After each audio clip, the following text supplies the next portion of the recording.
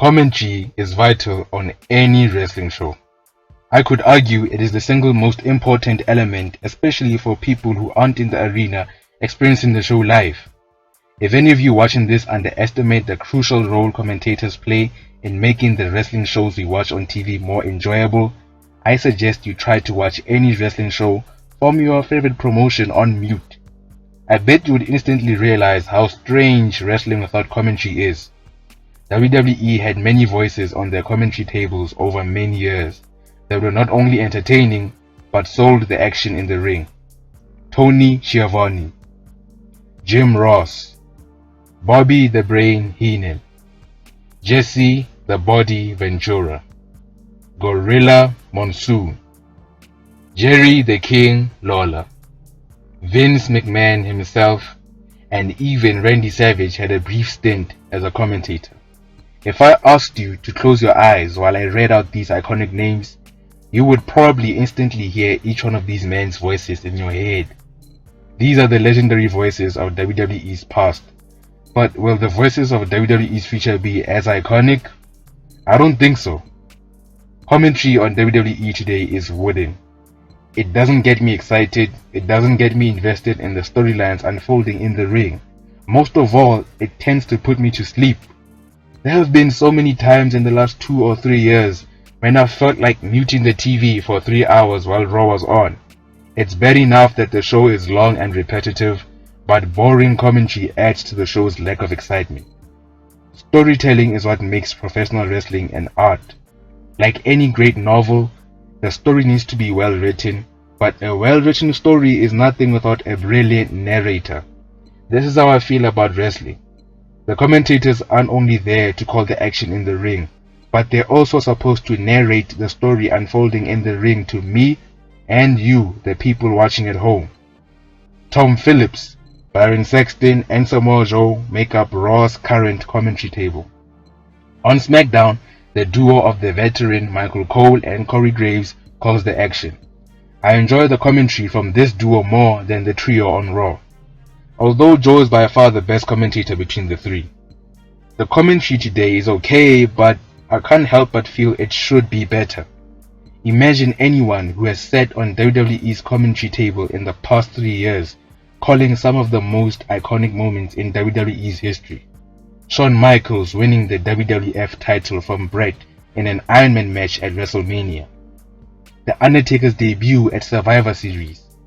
Kane's debut at the Bad Blood pay-per-view.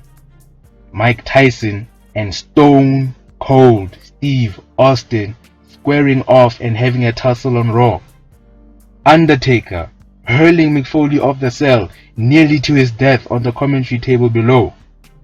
I highly doubt these moments would be looked back on as fondly as they are now if Byron Saxton or Tom Phillips or Michael Cole were commentating that era of WWE.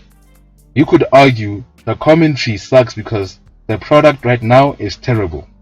My counter to that argument is, it is precisely during this time that commentators have to step up and shine, because if they can make a lackluster 3-hour Raw seem eventful and exciting, then that would prove their worth. I feel like commentary on WWE is terrible nowadays because the commentators aren't fully invested in the feuds, matches and storylines. I might be reaching here, and I acknowledge that. To me, it just sounds like these men are just there to do a job. I'm in no way questioning the passion they have for their jobs, but I don't really hear and feel the passion in their voices when they call the matches. Another gripe I have with today's commentary is that it lacks charisma. It's not only the wrestlers who need personality and charisma for us to be entertained. The commentators need to be charismatic as well.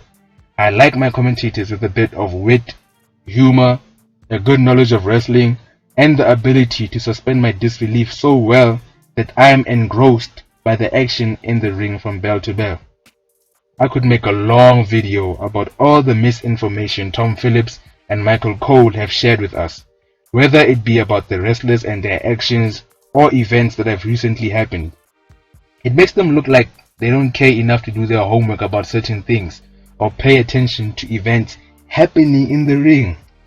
I don't want to be all negative though, so I will admit I've heard some great commentary recently, like when Randy Orton burned The Fiend to a crisp back at the TLC pay-per-view.